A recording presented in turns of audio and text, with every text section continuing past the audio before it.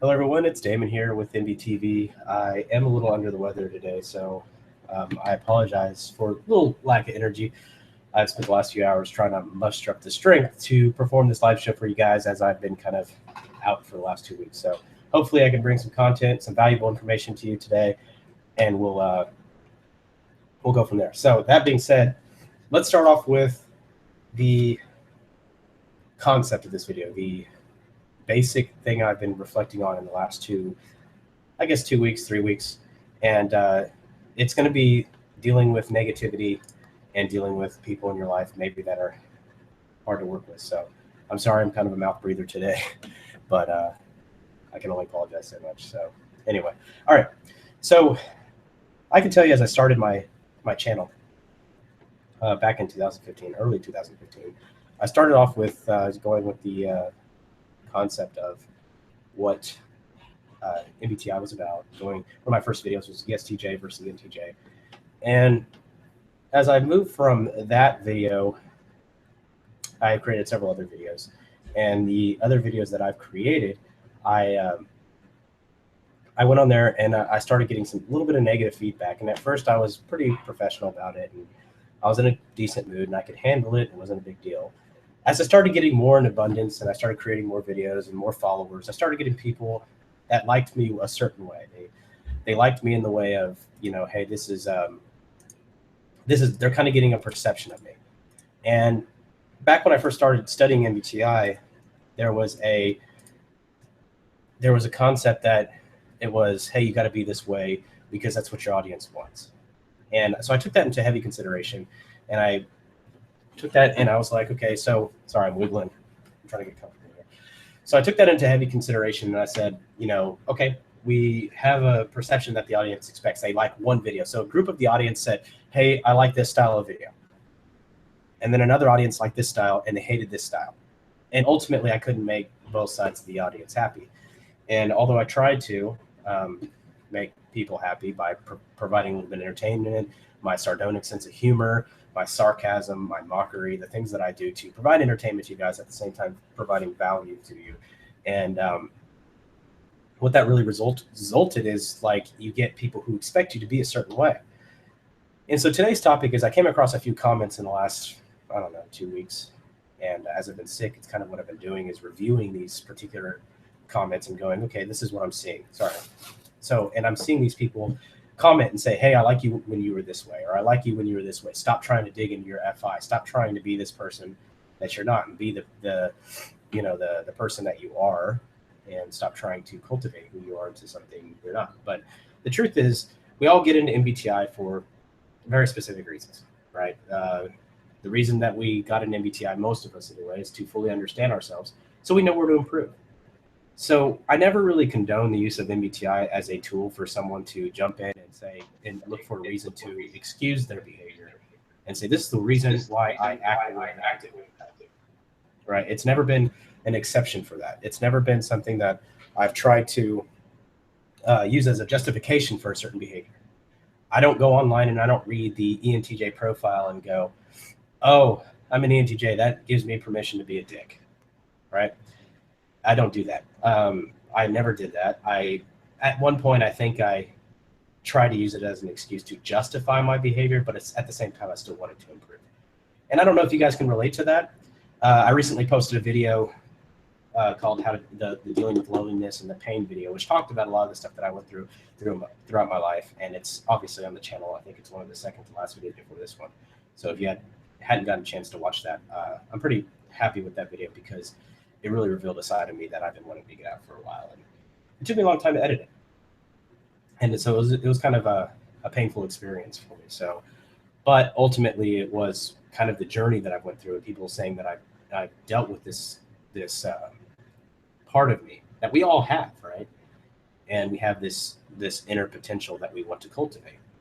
And it's not me becoming stronger at TE that's going to necessarily make me a better person, right? It's balancing. It's finding where your access point is, your tipping point.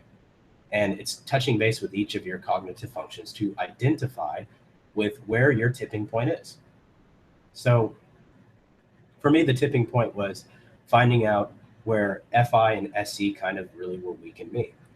and as far as MBTI goes.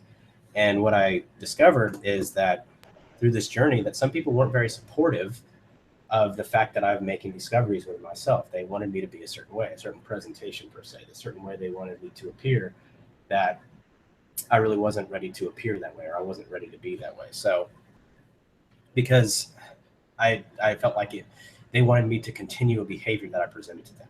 So whatever you guys do, the whole purpose and the point of this video is I want you guys to take home the concept, and I'm going to go into this in more detail in a second. I want you guys to take home the concept of everybody has valuable content to present. And some of you may be afraid to present it. Some of you may be afraid to start a YouTube channel or a blog or an article because somebody's going to read your inner world and reject you, or somebody's going to hate on you, or somebody's going to give you some type of naysaying or some negativity or negative feedback, and you can't make everyone happy. You know, I've had people tell me that I'm rude. I've had people tell me I'm arrogant. I'm stubborn. I've had pretty much every insult in the book. And after a certain point, you can look back and go, you know, you can look at it and go, okay, I can take what I can take from this and realize that maybe my behavior in that exact moment wasn't the best of behavior, but it was what's happened in that moment. And I learned to accept those moments as a part of myself. And those moments are a part of myself that I've learned to not reject as much as I used to. So previously, when I would jump in on these conversations and I would feel defensive because people were attacking me and I wanted to fire back and defend my position. It was a kind of like I said in the video that I posted earlier, it's like a war for me. Somebody starts a war, I want to finish the war. And that was the main problem that I was having, because I felt really defensive. But what really started changing this for me is when I've learned to begin to accept that these parts of myself are the parts that I suffered with, and I learned to reject these parts. And now I'm learning to accept that these parts are a part of me. And whether someone points it out or not, it's because you're at terms with this part. It doesn't really bother you as much. Somebody says, hey, you know, you're being a real asshole. And you can go, yeah, you're right. I was being an asshole in that moment. And that's part of me that I'm working on. And it's part of me that I'm coming to terms to accept. And so this is a huge cultivation point for me, and learning to accept these parts of you. So when you're dealing with people who are giving you negativity, instead of looking at it like an enemy, or instead of looking at these people who are saying, you know, hey, you're a bad person, or hey, you're an asshole, or hey, you're rude, or hey, you don't fit in this category, or hey, you don't act like this, or you don't act like an ENTJ, or you don't act like a whatever you are, ISFP, or whatever it is. And just recognize that you're learning to appreciate and come to terms with parts of you that you haven't done before. And you're learning to look at these things, and you see these things, and you can go, you know what, these are parts of me. These are parts of me that I appreciate and accept. These are parts of me that I'm growing and learning to accept and grow from. And that's my point for this part of this live stream, is I want to tell you that take a second before you take it defensively. Take a second before you take things into a point where you're like, this is where I'm suffering. This is where I'm having issues. This is my primary issue here. And start looking at it in a way where you're really trying to find out what this person is yielding and what you can gain from that, and help you come to terms with the part of yourself that you're learning to accept. Right. So lately I went through comments that were pretty negative, or at least negative in a normal person's eyes. Those criticism, of course. And as you grow in subscribers, or grow in count, or grow in followers, you're going to get people who don't necessarily agree with you. And that's part of the process. But here's the thing. I want you guys to, those people who are on the edge, the people who are watching this video, potentially watching this video in the near future, the people who are on the edge is going, you know what, I want to produce content, but people are not going to like what I have to say, or people are not going to appreciate what I have to say, or people are not going to appreciate the aspect of myself that I'm kind of scared to present. So I'm going to hold back my content production because I don't feel like people will appreciate what I have to say. Well, there was a point when I first started my channel that I wanted to come out and say stuff, and I was a little hesitant, because right when I was making the first few MBTI videos, I switched over and started posting a little more personal videos. There was the narcissism video I posted, and class and love video that I posted way back in the days before this was MBTV. And I posted these videos because they're a little more of my personal views, and I thought I was going to have people just hate, because I always felt alone in this world. I always felt like nobody really aligned with the way that I believed about things. I felt like nobody really aligned with my character. Nobody really aligned with my ethics. I felt very alien, and I'm sure you guys have heard this before. I felt very separated from people. So when I posted this video, I was crossing my fingers at one person. I was hoping for one person to come across and go, wow, this was really insightful, or wow, this was really beneficial in some way. And as a result, I wanted to make sure that people could relate, or at least find somebody that I thought could relate to me. So as I continued to do this, I got a little bit of negative feedback, as I expected, but ultimately I was able to cultivate an audience with a point of connection, a point of common interest, a point of a beautiful community. And it inspired me to continue creating content, to improve myself, to make sure that my content gets better throughout the years. And I never wanted my content to get worse. I always wanted it to get better. Now, there's been off days, of course, where I wasn't happy with the live stream, or I wasn't happy with the video that I released, or there's been those points. But I'd rather get content out there that it's at least an effort of something that I may think is negative, but there's maybe one point or one golden nugget in there that somebody is like, that was golden. That really helped me, right? Because I can tell you, me being kind of a perfectionist, I didn't like most of the content I produced over the years. I always was kind of was just hard on myself when I produced the content that I did.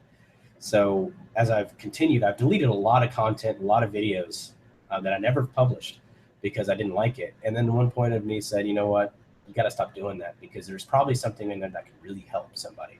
So when you're dealing with this self-hesitation, this like, I don't know if I want to cross this line because people are kind of going to give me resistance. Just remember, there's going to be people who do give you resistance, but there's also going to be people who want to hear your wisdom. There is somebody out there right now who is looking for what you have experienced and how you have solved it. There's somebody right now out there who wants to hear what is in your mind. There's somebody out there right now who wants to hear what is in your heart. And if you can start seeing that is part of you, everyone has a story to tell. If you get on our Facebook, which I recommend you do, Daniel's been posting live streams on Facebook. You haven't seen him here in the live streams here, because if you've been working on our Facebook live streams, giving 5-minute motivational messages, he's doing a great job. And one of the things he posted was he was talking about, you're the hero or the architect of your own story, right? And so that's a big aspect for what I'm talking about right now. Is you are crafting your own message today. You are making your own message today. You are creating the message for your life today. And so don't be afraid. The fear, yes, the criticism sucks at times. You're like, geez, that was a good vulnerable point that person hit. Kind of made me mad, or made me irritated, or frustrated me, right? It made me upset. It made me angry. You know, Trey's dealt with it. Blake hasn't dealt with it yet, as far as YouTube goes, but that's because he hasn't produced videos yet. But it's the negative things that make us upset. We expect certain things from our audience. We expect certain things from our people, or our subscribers, or whatever. And when we get that negative stuff, or people that we don't anticipate it from, because we start to see your screen names, guys. We start to see the people who are regularly commenting on our videos. I recognize the same commenters, the same people. It's not like I ignore your comments. I just got so many I don't always reply to them. But I read what you say, and I take it into consideration. And I'll reply to the few. I'll pin a few, and then I'll just read it. And just know that I do read almost every comment. I don't always reply, obviously, and especially in the last 2 weeks, I've been kind of out of it. But the point is, guys, I want you to not be afraid anymore. To recognize that the haters and the naysayers and the negative people are not necessarily bad people. And they're not necessarily any different from the rest of us, right? If someone wants to be negative, you've been negative at some point in your life, right? You've done something to obstruct someone's position or to counteract someone's position. And so the key here was to understand that negative standpoint is not necessarily that entire person's persona either. You don't have to hate somebody. You don't have to hate somebody for a mistake they made. You don't have to hate somebody because of an error they made, or an error in judgment, or a stupid decision. Because if we were to do that, we'd be hypocrites, judging people because somebody did something stupid. We also always have to remember, like Daniel said, you're the architect of your own story. If you're the architect of your own story, then you have a story. You have a backing. You have a point in your life where you have culminated to this point where you're going to post something negative. And you may not post it, but you may think it. And it's no different. It's no different. I've never posted a negative comment on anybody's video. I just don't do that. And that's not my angle. I don't post negativity generally, but I have thought it. I've watched videos and I go, wow, that guy's an idiot. And so whether we post it or not, I want the negative people, or people who are considering doing this thing, to consider, what is it doing for you? Is it doing something for you? And for the people who are being criticized, for you content producers or somebody who's making a video or something, the people who are doing something out there and trying to contribute to other people's lives with the life experience that they have, the 20, 30, 40, 50 years of your life experience, if you're trying to help people, recognize that the people posting negative comments are at a point in their life where something that you have said has resonated somewhere where they feel passionate about, because these people have passion. These people have passion. These negative people are people posting negative comments. I don't want to judge their entire character with negativity, but recognize that they are posting something negative, and it's because they're at a point in their life. Are they going to do that for the rest of the 30 years of their life? They may, but it's unlikely. They may move past it. They may, oh, you know, I remember when you posted that horrible comment on my channel or on Facebook or whatever, and you know, and I forgive you for that. It's fine. You were at a point in your life where you had to say something negative. I tell you, if anybody has conflicts with people, it's probably me. I have more conflicts with people than I wish to admit. It happens all the time. And at some point you can go, you look back and go, okay, Trey has said this recently, and I'll let Trey add to this. He's right here. So he's talked about when you have two people, you're going to have defense mechanisms presenting themselves. And these defense mechanisms will be the ones, the presentation. It doesn't mean that what's behind, the real person behind the defense mechanism is actually being presented. So what you're judging someone on is what you've seen at the surface versus what is actually underneath. And if you can start taking a second and pause and think that this person is presenting this defense mechanism, just like you may be presenting. Don't remove yourself from that situation. Don't remove yourself and say, I'm not presenting a defense mechanism, because it's more than likely you're not any better than anybody else. More than likely, you're not any far more improved than anybody else. You are human. You have mechanisms, trauma, whatever it may be in your past, fears, doubts, insecurities, whatever. That things that concern you, things that bother you, worry you, whatever, you know, and you're presenting a side of that. And if you can recognize, hey, what is it that I'm presenting? And then another, what is it that they're presenting? And then what is behind it? And be more investigative. Because one thing that I can tell you cracked me open like a freaking acorn was that when one of my friends was like, she goes, you know, I'm not trying to attack you. I'm not trying to be your enemy. I'm not trying to do that. I just want to understand you.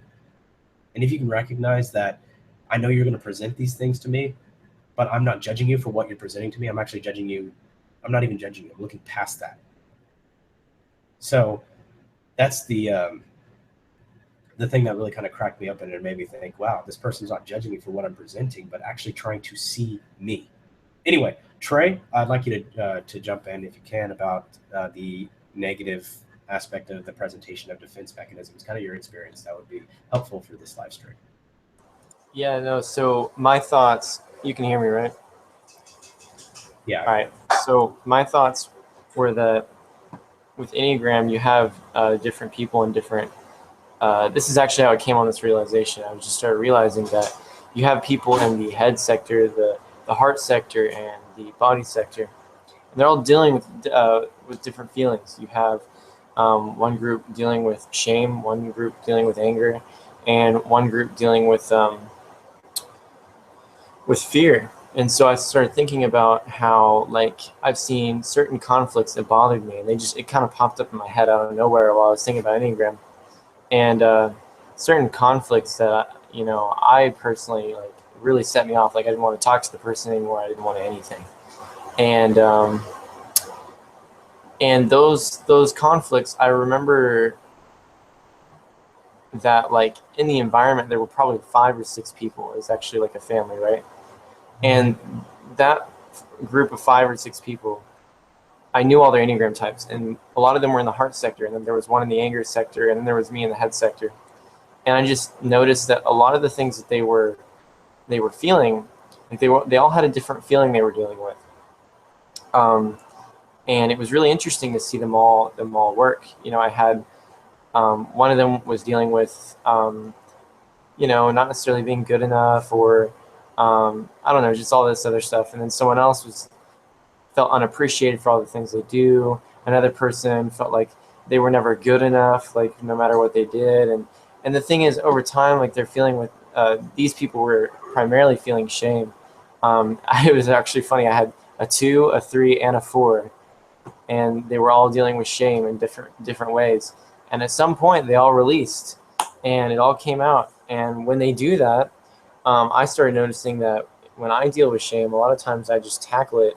And with them, it was interesting because like it actually worked out really well. I could always sort of like figure things out and get them to see different points of view, and it would all fixate pretty well. I think I did pretty good with that. But at the same time, some of them I think didn't like the fact that I wasn't caught up in any of that, and it might have also caused some shame as well. But at the same time, there was I just started noticing that when it was more a one-on-one, people would feel shame, and they would put that shame on me because they were feeling it. Now the thing is, a lot of Enneagram types deflect. They deflect the feeling. I don't want this feeling, so I'm going to deflect it onto you or you or you. So I started noticing that when it was more one-on-one, they deflect some feeling onto me, and then I would start to like invalidate it and push it right back onto them. And I started realizing that what I was doing was really just making them feel even more shame. So I was really just taking that they were dealing with a feeling, pushing it onto me because they couldn't handle it because it was so much, and it was right onto me, and I then validated it and pushed it back onto them. So if anything, I just made it worse because they spoke about it in the first place. And so instead of doing that, I said, well, why is it that this person may be feeling shame? And I thought maybe I can tell, because sometimes I notice like maybe this person doesn't feel appreciated, maybe whatever it is. And so let's take that, and instead of necessarily instead of like invalidating it because I have my own defense, because I don't want to feel like I'm incompetent or I'm anything else, because I'm a type 5. That's what 5s fear. Instead of that, what I'll do is I'll look at what it is that they may be feeling and ask them, like, tell them, no, like, I just want you to know, like, you're appreciated or whatever, like, if you're upset about something, because they're dealing with a feeling.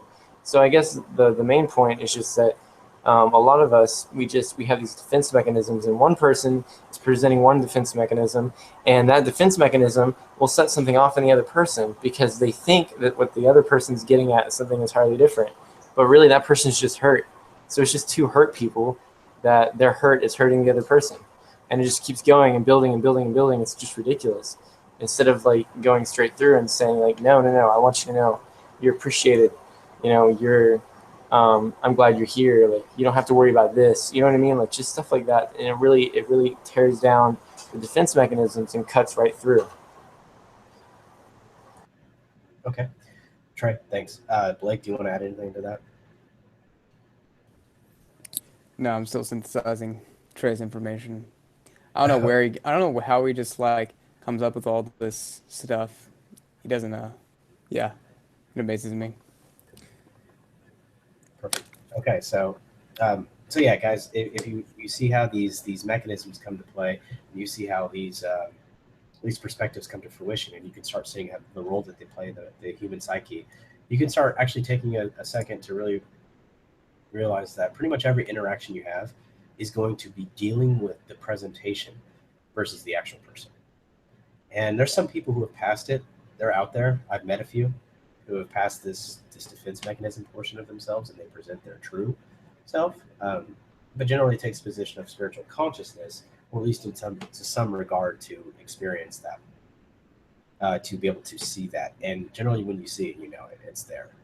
And this is not me saying, oh, I've passed this on, because like I said, I present my own defense mechanisms, and it's all a journey for us. I've never wanted to position myself as an I know and you don't, and it's never been my position to do that. I've always tried to take a position of is you live life and you take action for yourself, and you take responsibility for your own actions.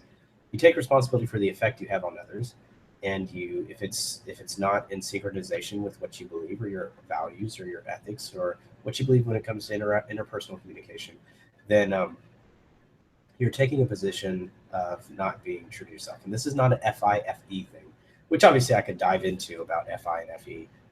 And I think I might as well hash that out right now because it really is important to understand. A lot of people are like, I went on Personality Hacker and some other websites as well, and they're talking about how FI is about being authentic and FE is about harmony. And it really isn't. I disagree with this notion in a lot of ways, because FE is just because it's outside of oneself, what they're looking for, just like TE looks for external logical consistency, FE is looking for consistency in a value network with those around them, to the point where it'll take action to create not necessarily harmony or peace into an environment. Because if we really think about this, right, ISFJs and ESFJs are 25% of the population, roughly, right? Just the SFJs, 25%. Well, that means a quarter of the world's population are attempting to create harmony. I think we should all be very harmonious, but it's not the case. How many people watching this live stream have been pissed off by an SFJ? How many people in this live stream have been irritated by an SFJ? Okay, so the key is to understand that FE is not necessarily about creating harmony, but it's reflecting one's internal perception of an external organization of what they think the harmony, the environment should have. And it's harmonious with the components of the environment, not necessarily harmonious with the people in the environment of the people themselves, but of the ethical consistency of the environment, right? So if these two people are fighting with each other, but they still have the same value code, that can be okay with FE, right? Because the value and the ethical consistency is there. All right, so there's an important aspect here. They're same value code but different positions. They still believe the same thing. Maybe they aren't seeing things consistently. It's not about being hyper emotional. And if you can understand that, it's not about being authentic, which is my point here. If you're taking the position of FI is about being authentic, I don't think that's the right position. I think it's important to understand that FE is just as authentic as FI. And there's no, people who use FE aren't inauthentic, and people who use FI are more authentic than people who use FE.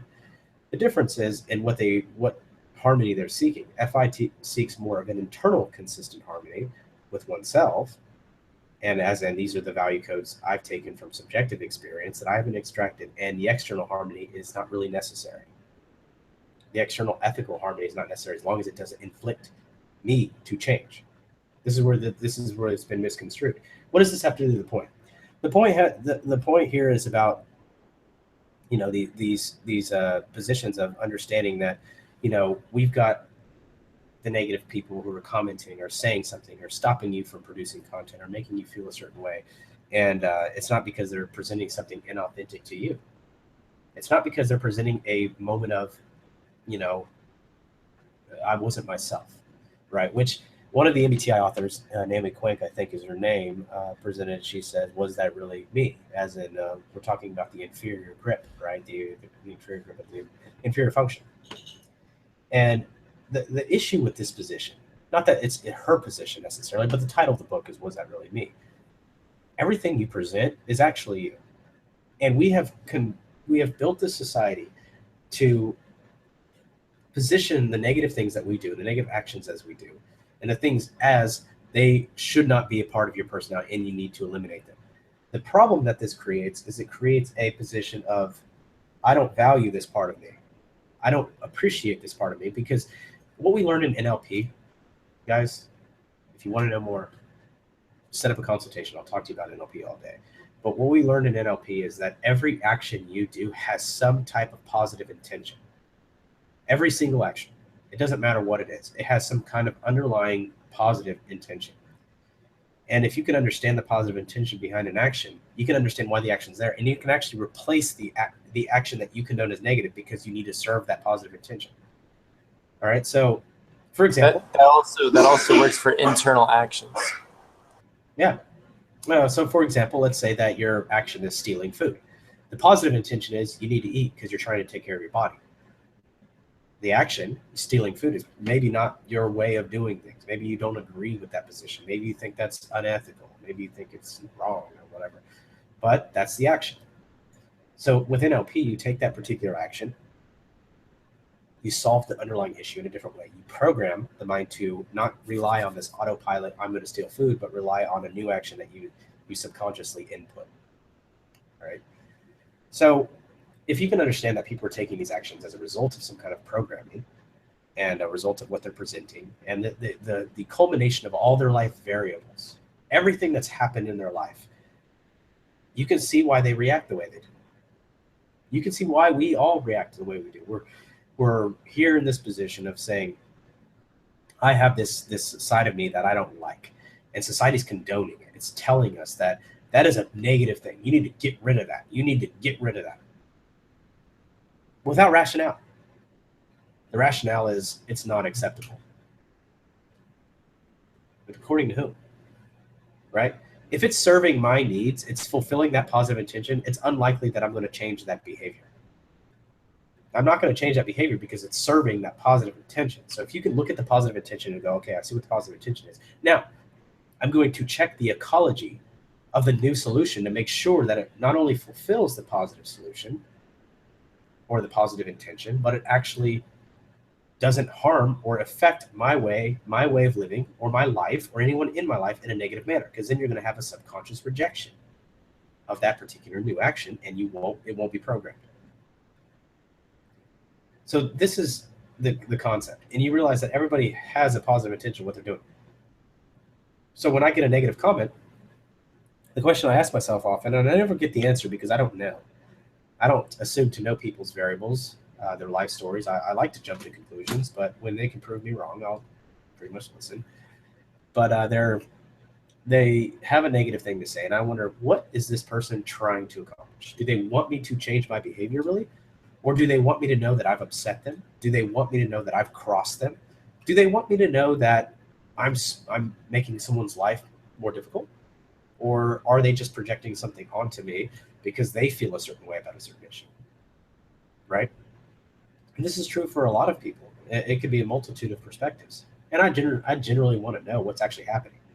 Like, why do they feel the need to correct somebody or to criticize somebody they don't even know? Or they just watch on YouTube or whatever, right? Why do they feel the need to do this? And it's not so much, oh, don't attack me. It's more of, why do you feel the need to do this? What is the motive, right? What positive intention are you trying to fulfill here? Are you trying to make yourself feel better? Because I seriously doubt that you go through this life trying to hurt people. Is this my goodwill perspective? Maybe. I seriously doubt that anybody or very few people go through this life maliciously and go, I want to hurt you. I want to piss you off. I want to make your life hell. Sure, there's probably people like that out there. I don't disagree with that, but I'm saying in the most part, I think most of us want to do good in our own terms. And I think that's one of the things that we are failing to understand when we get into these interpersonal conflicts, is that we fail to understand that what we're seeing is just this surface level mechanism that Trey talked about and that we experience within ourselves, right? And so the key, and one other key that I want to bring up is, if you're making content like me, part of these people are resonating with a part of you that you've presented. And then when you change the part of you, or you present a different part of you, it's like, quit changing, quit doing this, because that's not good, or that's this. According to whom? You? What if it's part of my journey? What if it's part of what I want to go through? I need to go through. I've made the decision to embrace this side of me because it's a part of me that I need to learn to accept and stop rejecting. Society my whole life has told me, you need to do this, you need to do this, you need to do this. Here's how to manage your money. Here's how to manage your relationships. Here's how to manage your time. Here's how to manage your career. Here's how to manage your schooling. Here's how to grow up, live a life, and do what I want you to do. And they give you these standards and stipulations. And you're supposed to live by them. But at some point, you question these things. You come to question why we're being presented with this information, why we have to follow these protocols, because are they ecological with us, right? Do they fit with my current life? Do they fit with what I'm accomplishing? And maybe I am blinded. Maybe I'm blinded by my own perception, but I want you as a friend to come to me, or you as a criticizer even, to come to me and go, hey, I understand your goal to be this, and you're acting like this. If I can see that your goal is this, and you're acting like this, can you please explain to me how this is going to lead to this? And I might go, you know what? You're right. I can't see how this particular action is going to lead to this. This particular action is here because I want to make up for a positive intention that I'm not fulfilling, right? So here's an example. If we tie this back to Enneagram, as somebody who is associated with A37, you can automatically assume where my ego fixations are, right? My ego fixations are in vulnerability as far as weakness with the Enneagram 8. It's in, presentation or image and self-deceit with Enneagram 3. And with 7, it's planning. It's trying to fill a future that does not yet exist, providing some type of vision and trying to recreate the plan to unfold reality in a way that is not meant to be unfolded. It's not meant to unfurl that way. Trying to control time, trying to control the way that my future is unfolding to a point where it's unhealthy. So these are the fixations that I have as somebody who aligns with just these 3 types. I could go through all 9 types and tell you where each fixation is in myself, because I do enough introspection to find out where these fixations are.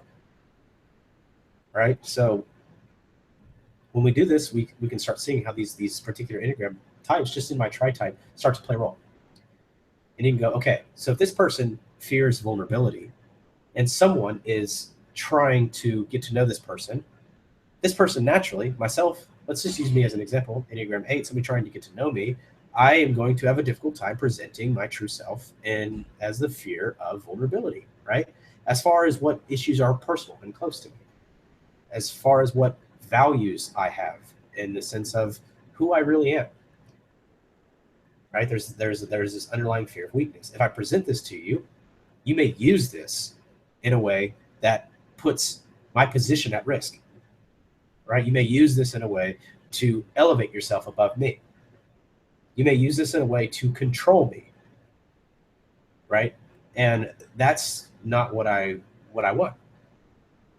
But when you start learning your Enneagram type and how to play a role in your life, you can start moving away from it. You can start taking that Enneagram type and going, okay, I'm going to distance myself from what I really believe as far as my own fixations. You start seeing how these fixations are playing a role. And you start going, okay, so what can you expect from an Enneagram 8? What can you expect from an Enneagram 8 is you're not going to get this vulnerable side of them unless they've learned to move past their own crap. It's not reflected on you. It's not that they hate you and they don't trust you. It's they don't trust themselves. Right? They don't fully trust innocence within themselves.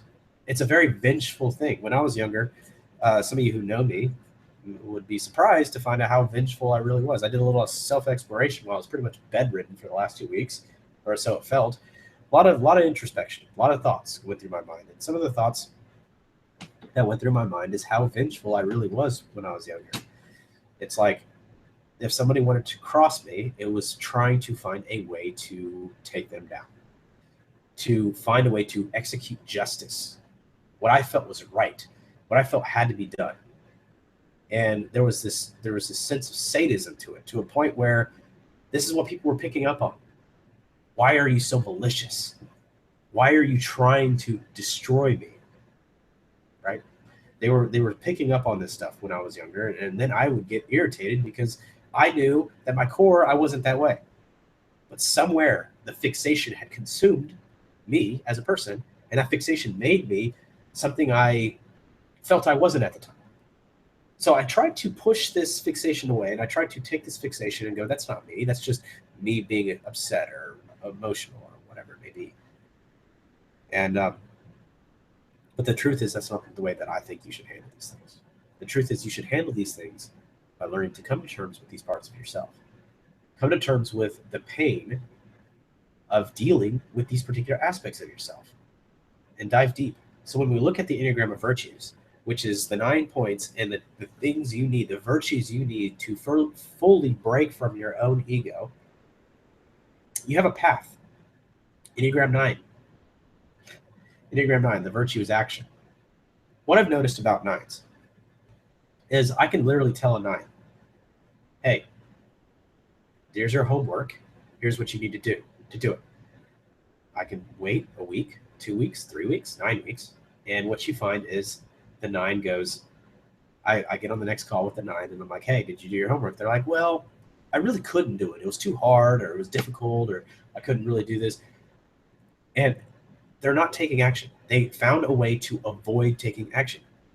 This is what they avoid. It's the virtue that they need. It's the virtue that they need to do this. The order to escape the trap of seeking, the 9 needs to take action, right? So the Enneagram of Virtues tells us what we need to truly break from our fixation.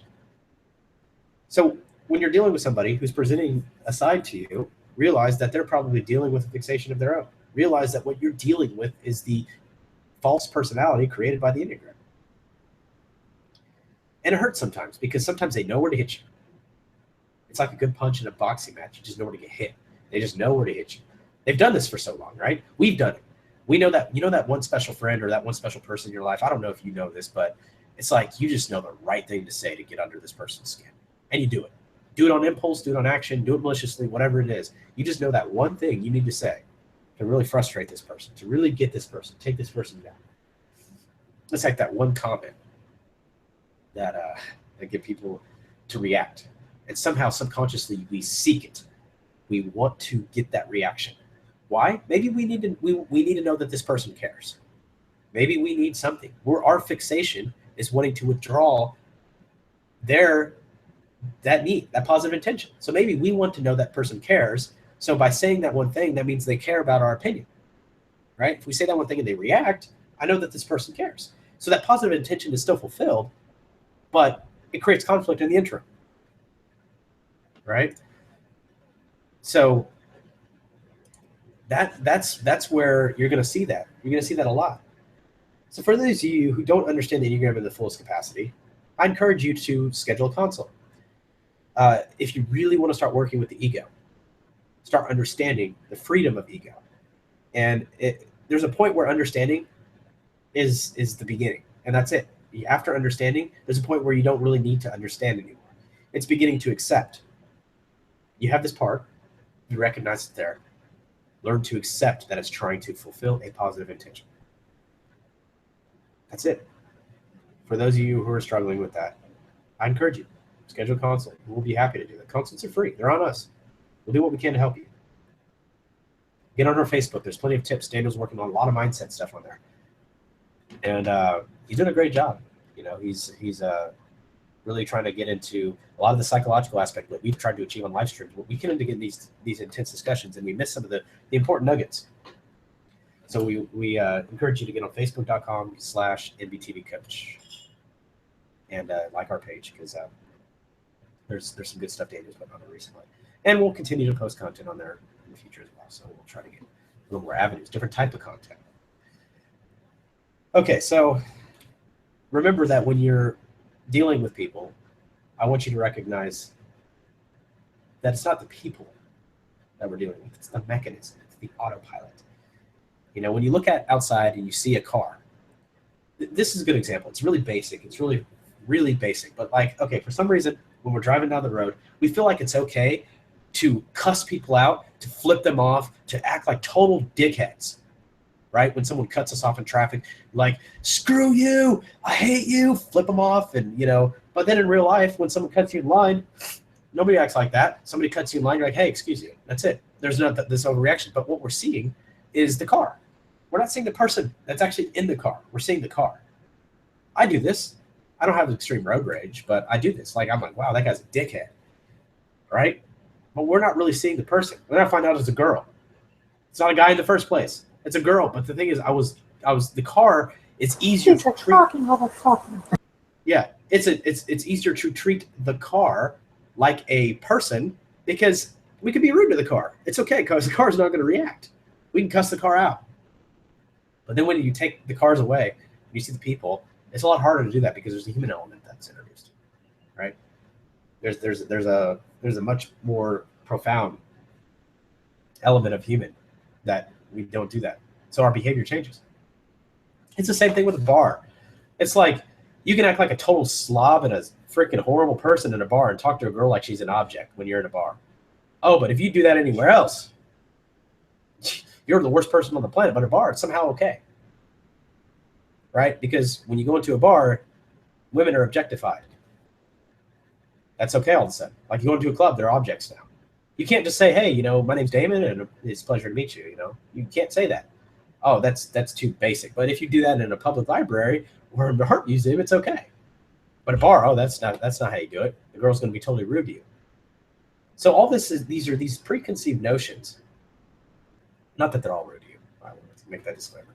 But not that there's these preconceived notions that it's okay to be a certain way because there's some kind of barrier between you. For a bar, it's the loud music, or it's the setting, or it's the place that makes it okay to be rude to people or to treat women like they're objects, right? To treat people as if there's some way to fill your unconscious need. It's okay. But just use these as examples to recognize that there is an unconscious need. It's not a point of, recognizing that, don't act like an uncivilized animal. That's not the key here. The key is to recognize an unconscious need, so that way you guys can see what's actually going on inside of yourself. Life is the journey of life, as far as I can understand it, doesn't happen out here. It happens inside of you. There's an internal resistance.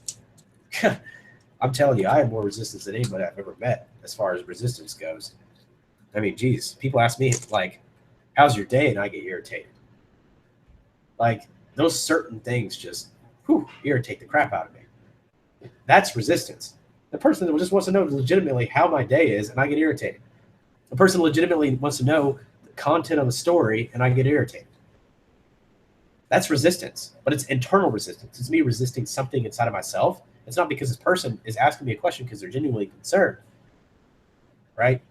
That's not the case. The case is to identify what it is that creates this resistance. Life is a journey, right? It's something that we're exploring, but we think the journey is outward. I got to get a better car, a better house, a better, family, a better girlfriend. I got to sell my current girlfriend on the black market so I can buy a new one, whatever it may be.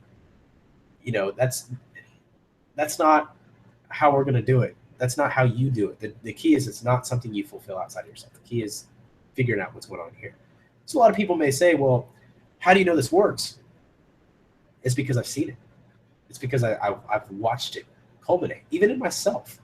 I look at myself and I compare myself to where I was 2 years ago, and I'm like, holy crap. There's some good moments where I've really changed. I've done better in this regard. I've watched these things change, and I didn't even try to change some of these things. They came as a result of me appreciating certain aspects of myself instead of trying to reject them. Somebody's like, hey, you're an asshole. And I said, okay. And back in the day, I'd be like, oh, no, I'm not an asshole. I'm trying to explain this point so you can see how things are going to be, right? that's not the that's what kind of the defense mechanism that I presented. But now it's like, yeah, that was kind of an asshole thing to do. I wonder why I reacted that way. What was the reason? Okay, I see why.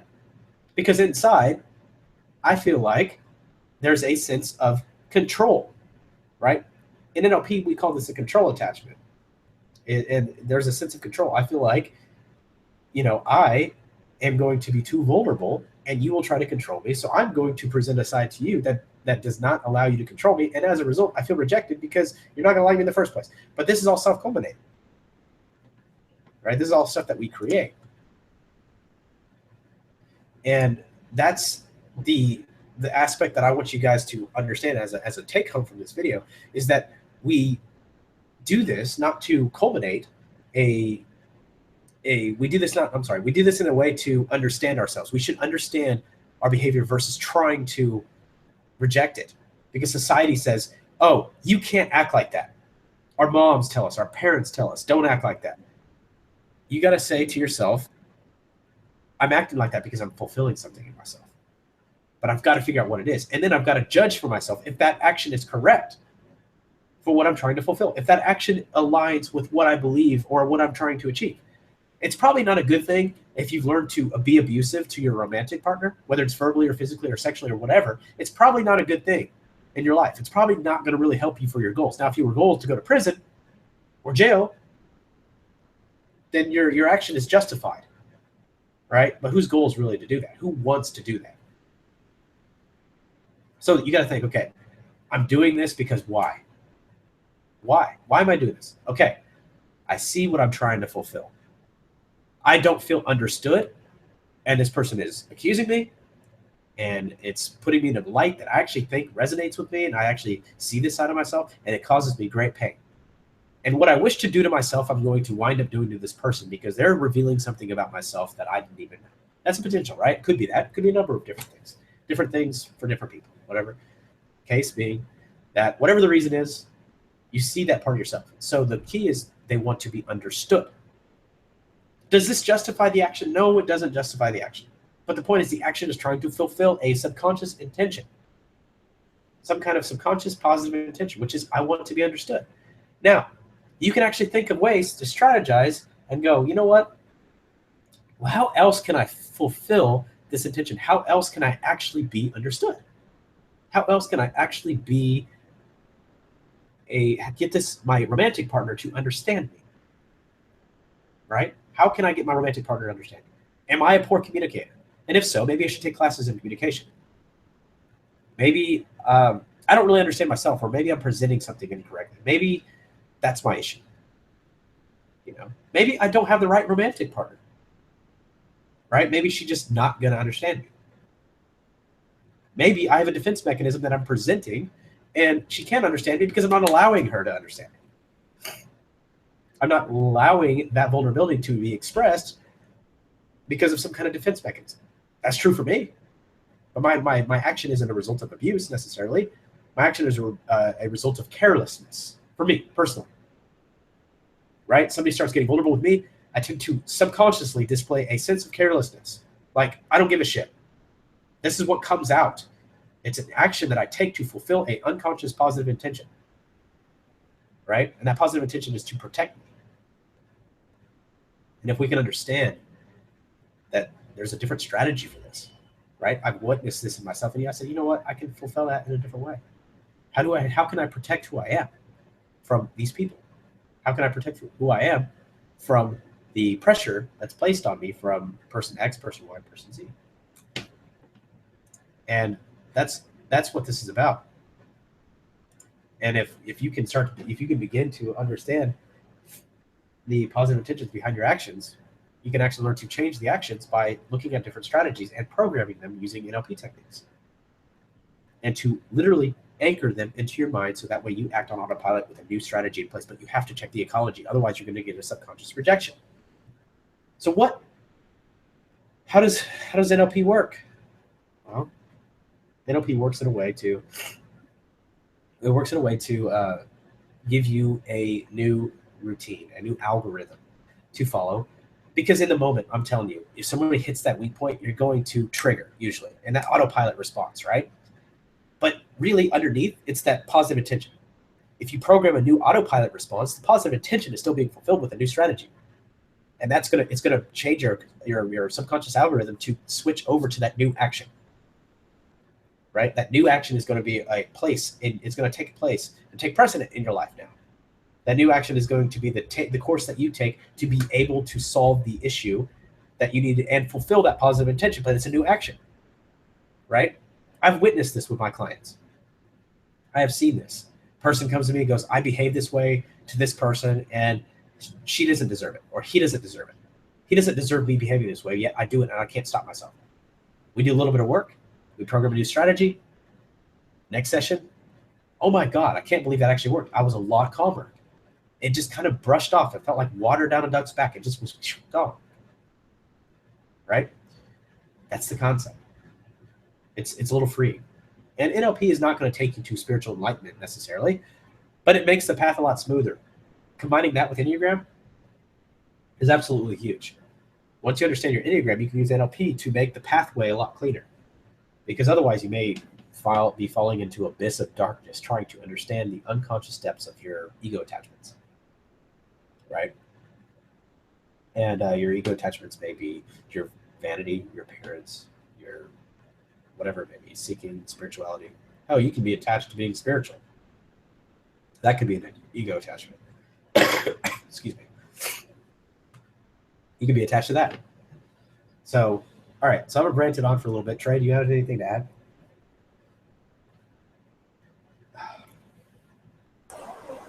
Yeah, I mean, I guess I could say some things.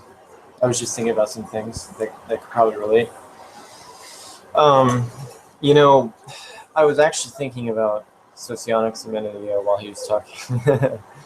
And the reason this would relate is because I was thinking about how some descriptions I read, it says things about me that are like strikingly accurate. And the next thing it says is there's something about it that's changed. And I remember that, you know, some of the ideas I've made have changed my behavior and my approach to a lot of things. And I think that, you know, it's important for us to recognize that, you know, typology isn't going to get you as a person all the time, because, you know, just because of the way you are, you may actually find completely different ways of doing things. And I think that's important, because we might read a description and say, okay, well, this is how I handle conflicts. You know, ENTJs handle conflicts by, you know, disregarding people and not talking to them anymore about it. Something like that. And then we may take that and actually begin to make it a part of our, I mean, I'm not saying that we all do this. I'm just saying that a lot of us, including myself, will take parts of it and we'll stick to it. You know, we need something, we stick to it. We say, okay, this is me or something. And then, like, we don't want to let it go. And so my point is just that when it comes to conflicts and stuff, we can actually take the things that the descriptions say about us, and we don't necessarily need to grab onto it, because it's not always going to apply. You know, I'm reading subtypes for my Socionics type, and one of them, it said something about not wanting to share any personal information about their life. And I can see parts of me that were like that. And back a long time ago, I really didn't like sharing anything personal. But I started realizing that when it comes to having lasting relationships, you have to share information. Now, I may do it in a pretty weird way, but it's something that I've worked into my routine. I've recognized that in order to have good relationships, they have to have some kind of something you care about. You know, if they don't empathize with you, then they may just not ever care about you. So those are behavioral changes that I've made that contradict the type descriptions I'm reading. And so I think that it's important when it comes to just relationships in general and conflicts that we may have, things that we need to get over. I think a lot of us have attachments now that we've studied this branch of, I don't know, I guess psychology and just understanding different types of people. And we may actually, in order to understand ourselves, we've gotten to a point where we have these extremely lengthy descriptions of our personality, and we may actually be attached to some of them, keeping us in negative behaviors just because it says in the description that we're prone to do so. And I mean, I did zone out when you finished talking, Damon, so I don't even know if that's relevant, but I figured from the small snippets I heard that it was. Yeah, I would say that's fair. I walked into my kitchen and it's freaked out because it couldn't see me. Hold on one second. There we go.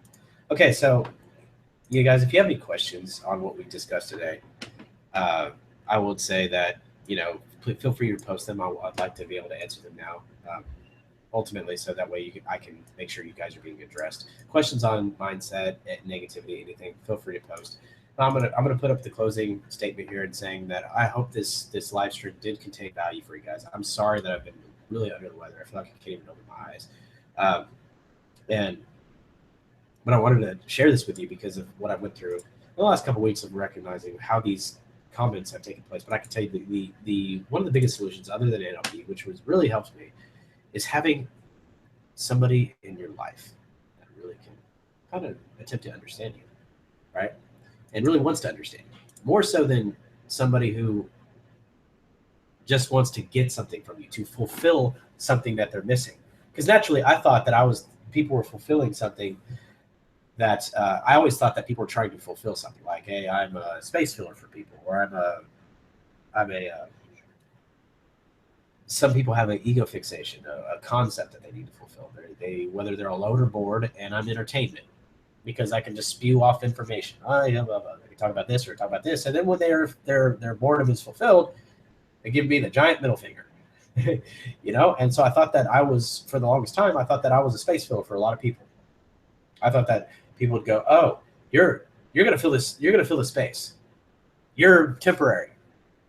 So naturally, I've been really skeptical about creating relationships with a lot of people, and unconsciously, like I said, I put up barriers. Right? I mean, that makes a lot of sense. That's what a lot of people do. You know, even with regular, like, you know, like there's a lot of people that do this thing where they look at you and they categorize you into a certain form of relationship. And, you know, this is the most annoying when it's the opposite sex, for me at least, because, you know, I don't know this person yet. We haven't like talked a lot or anything like that, or really gotten to know each other, and yet they've decided that we're going to be this type of friendship. Thank you so much. Or whatever else. And so I just think it's frustrating because a lot of times people just like to put you in a certain category, while really, how do they know how you're going to mesh? How do they know where you're going to be in their life? You know what I mean? I don't like to put people in a certain spot. I may be open to anything really, even if like let's say there's some girl that I'm not attracted to whatsoever. I may still keep something open just for the fact that who knows, we may mesh like really well. You know what I mean? And so just like when it comes to anything really, I think that categorizing relationships and saying, oh, you're going to be this or you're going to be that, or saying that, oh, we're only going to be friends for this long, like you were saying, or just anything really, you're putting a limit on life, and you're saying, life, you're supposed to work this way. You're going to get replaced in 2 years. You know what I mean? Like, who knows what's going to happen? Why don't you just let it be how it's going to be? And so I think that keeps us from a lot of things, especially when, you know, in relationships that you already have, you get to a point where it's like someone will say like, oh, but I thought we were like this, or oh, I thought that someday we were going to do this or be this way, or, you know, and it's because they put expectations on things and they thought that life would be the way they wanted it to be, instead of enjoying it for what it is. Yeah. And so that being said, guys, the key is not to hate the naysayers, not to hate who they are. Just identify that they're most likely being presented with a defense mechanism. And yeah, so you're going to see those aspects of people. Just give them a benefit of the doubt and recognize that they're most likely going through the same crap that you're going through or someone else is going through, and learn how to handle these aspects of it. Learn how to handle these things that take a role in them. And that's a very important part of personal development. It's a very important part to take a step, because the journey is, like I said, in here. It's in your heart. And for all the people who are in MBTI, which I'm going to make this last final comment, the MBTI drama, as far as Socionics and MBTI community go, is ridiculous for what it is, right? We're here to understand ourselves and how we interact with others, but I find the MBTI and Socionics community to be some of the most judgmental people. It's not something we tolerate at MBTV as far as MBTV Slack goes. We don't appreciate that standpoint of being judgmental, and we try to keep it a rather judgment-free. There's okay with debates and things like that, but I find a lot of people in the MBTI community are using their type as an excuse. An excuse to justify an ego fixation or ego void, right? I have this internal void of this ego thing that I need to fulfill, right? So just keep that in mind as you guys move forward in your personal journey. And we're always going to have stuff to deal with. There's never a point where everything is solved, right? There's always something. And most of this stuff is created in our past as children. Take it, like I said earlier in the video, take a second, watch the video I talked about loneliness. It's like 2 videos down in MBTV. Go to the channel. Please check that video out. It's a very personal video, and it took a lot of time to edit that, produce that for you guys. And I want you guys to know that it's heartfelt for me. It was spoken from the heart, and it's about a lot of stuff that I've dealt with and how I manage my relationships and how I've failed many times, and not to be afraid of that failure, but to understand how that's culminated to a greater self-understanding.